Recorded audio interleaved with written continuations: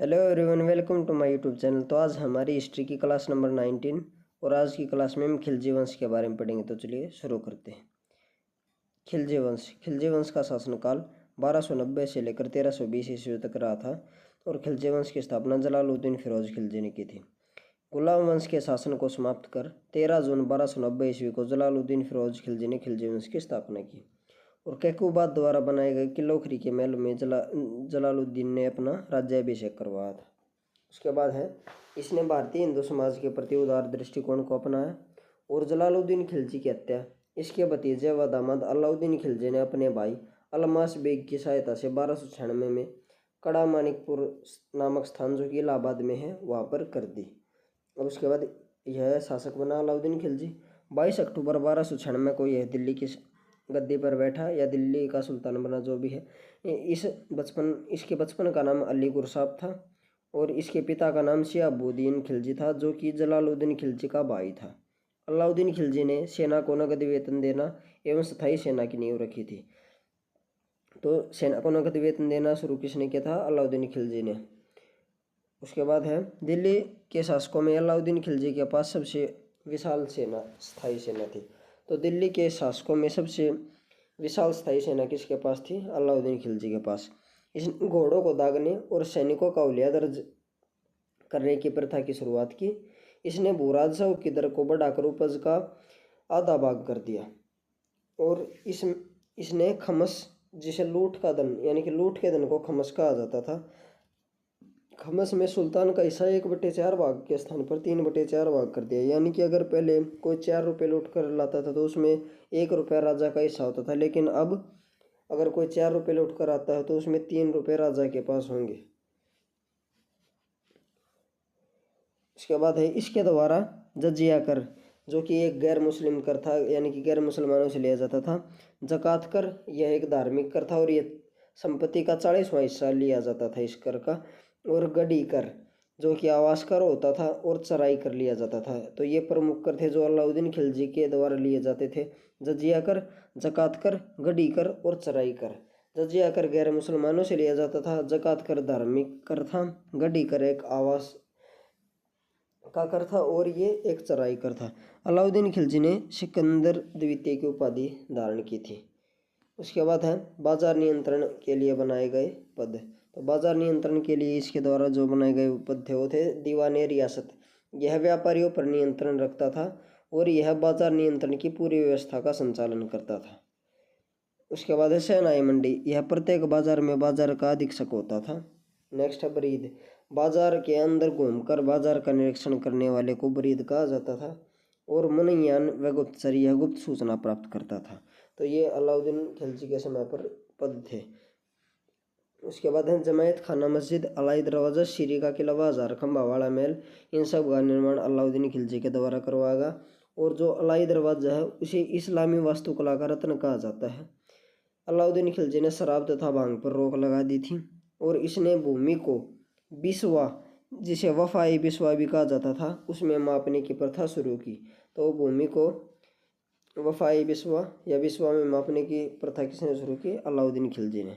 उसके बाद है, राजस्व सुधारों के अंतर्गत इसने सर्वप्रथम मिल्क, इनाम व वक्फ के अंतर्गत दी गई भूमि को वापस लेकर उसे खालसा भूमि में बदल दिया। यानी कि जो मिल्क भूमि होती थी, इनाम और वक्फ भूमि दी जाती थी, उन सबको वापस लेकर और उन्हें खालसा भूमि में परिवर्तित कर दिया। राजस्व सुधारों के अंतर्गत इसके द्वारा पहला कार्य यही किया गया था। उसके बाद है, अलाउद्दीन खिलजी के उत्तर भारत पर किए गए अभियान। तो इनमें है गुजरात अभियान, रणथंभौर, चित्तौड़गढ़ अभियान, मालवा अभियान, सिवाना अभियान और जालौर अभियान। ये प्रमुख अभियान है जो इसने उत्तर भारत पर किए थे। उसके बाद है, अलाउद्दीन खिलजी के द्वारा दक्षिण भारत पर किए गए अभियान, देवगिरी अभियान, तेलंगाना अभियान, होयसल अभियान और पांड्या अभियान। ये प्रमुख दक्षिण भारत पर किए गए अभियान थे। और दक्षिण भारत की विजय के लिए अलाउद्दीन खिलजी ने मलिक काफूर को भेजा था। उसके बाद है, अलाउद्दीन खिलजी के शासनकाल में 1297 से लेकर 1306 ईस्वी तक मंगोलों के भी 6 बार आक्रमण हुए थे। 1297 में, 1298 में, 1299, 1303, 1305 और 1306। तो ये 6 बार आक्रमण किए थे अलाउद्दीन खिलजी के समय मंगोलों ने। उसके बाद अलाउद्दीन द्वारा बनाए गए पद। अलाउद्दीन द्वारा जो पद बनाए गए थे उनमें सबसे पहला पद था दीवाने वजारत। इसका प्रमुख वजीर होता था, यानी कि वित्त विभाग, दीवाने वजारत नाम से वित्त विभाग अलाउद्दीन के द्वारा बना गया। इसका मुख्य कार्य वित्त विभाग, इसका मुख्य विभाग वित्त विभाग था। उसके बाद है दीवाने आरिज, यह सैन्य मंत्री होता था और सेना की भर्ती करना, वेतन देना और सैनिकों की नामावली रखना आदि जो भी कार्य होते थे वो दीवाने आरिज करता था। उसके बाद दीवाने इंसा, इसका कार्य शाही आदेशों एवं पत्रों का प्रारूप तैयार करना तथा स्थानीय अधिकारों से पत्र व्यवहार करना था। उसके बाद है दीवाने रसालत। तो दीवाने रसालत पड़ोसी राज्यों में भेजे जाने वाले पत्रों का प्रारूप तैयार करना और विदेशी राजदूतों से संपर्क करना, यानी कि जो स्थानीय अधिकारियों और जो स्थानीय अधिकारी थे या स्थानीय मतलब उसके शासन जो उसका राज्य था उसमें जो स्थानीय अधिकारी थे उनसे पत्र व्यवहार दीवानी इंसा करता था, और जो पड़ोसी राज्य थे उनसे जो पत्र व्यवहार करता था वो दीवाने रसालत करता था। उसके बाद है दीवाने मुख्त खराज। तो अलाउद्दीन ने भ्रष्टाचार को समाप्त करने के लिए इस विभाग की स्थापना की थी।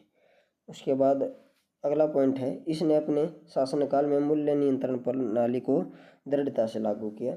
मूल्य नियंत्रण को सफल बनाने में मुहतसिब जो कि सेंसर और दूसरा नाजिर नाप तोल अधिकारी, इन दोनों अधिकारियों की महत्वपूर्ण भूमिका रही। तो मूल्य नियंत्रण प्रणाली को दृढ़ता से किसने लागू किया? अलाउद्दीन खिलजी ने, और इसमें महत्वपूर्ण भूमिका मुहतसिब और नाजिर ने निभाई।